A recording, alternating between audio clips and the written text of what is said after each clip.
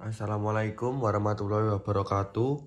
Kami dari kelompok 3 yang beranggotakan Mirna Harsono, Ahmad Kusen Fahru Rozi, Agnes Mardela Putri, Pipo Saputra, dan Erlina Karlita.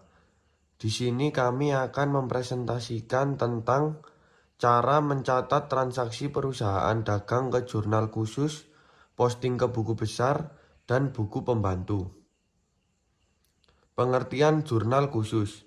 Jurnal khusus adalah semua jurnal terkecuali untuk jurnal umum.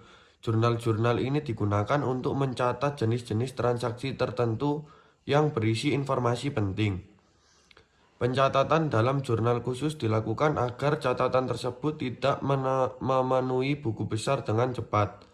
Meskipun nantinya jumlah total dalam jurnal-jurnal khusus ini secara berkala dimasukkan ke buku besar umum dalam bentuk ringkasan secara berkala. Jenis-jenis jurnal khusus dan contoh dalam perusahaan. 1. Jurnal pembelian. 2. Jurnal penjualan. 3. Jurnal penerimaan kas. 4. Jurnal pengeluaran kas. 5. Jurnal memorial.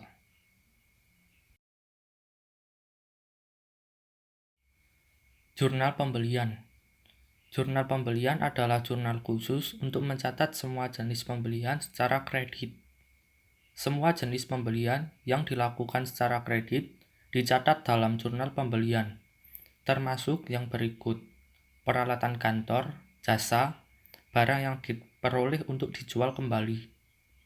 Berikut merupakan contoh tabel dari jurnal pembelian. Jurnal penjualan. Jurnal penjualan adalah buku harian khusus untuk mencatat sebuah transaksi penjualan barang secara kredit.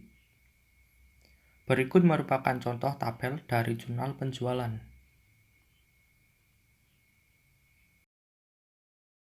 Jurnal penerimaan kas. Jurnal penerimaan kas adalah buku harian khusus untuk mencatat semua transaksi penerimaan tunai, baik berupa cek maupun kas.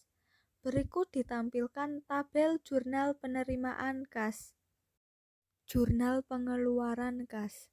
Jurnal pengeluaran kas yaitu buku harian khusus untuk mencatat semua transaksi pembayaran tunai, baik menggunakan cek maupun kas. Jurnal ini sering disebut dengan buku kas keluar.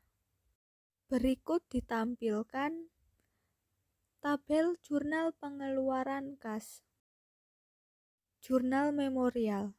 Jurnal memorial atau jurnal umum adalah jurnal yang digunakan untuk mencatat bukti transaksi yang ditimbulkan oleh beberapa transaksi yang tidak dapat dikelompokkan dalam jurnal penjualan, pembelian, pengeluaran, maupun penerimaan kas.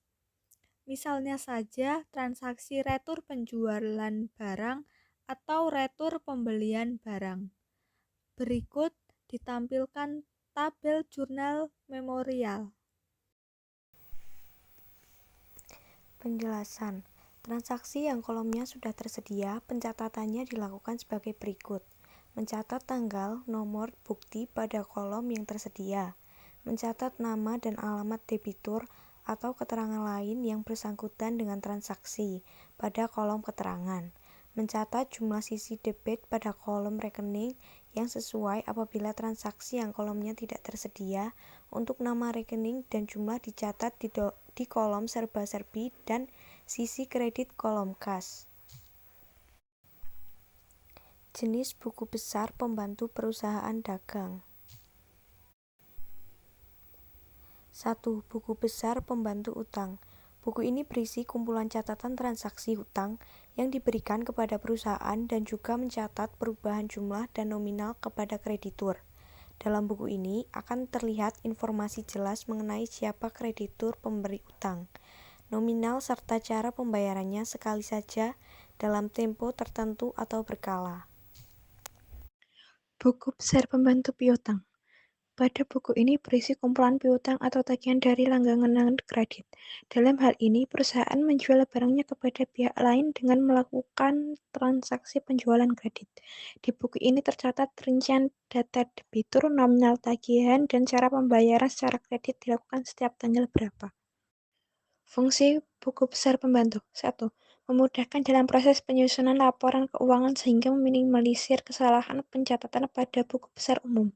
2. Sebagai pembanding dalam ketelitian pencatatan buku besar umum karena dalam buku pembantu berisi detail rincian dari saldo-saldo pada buku besar umum.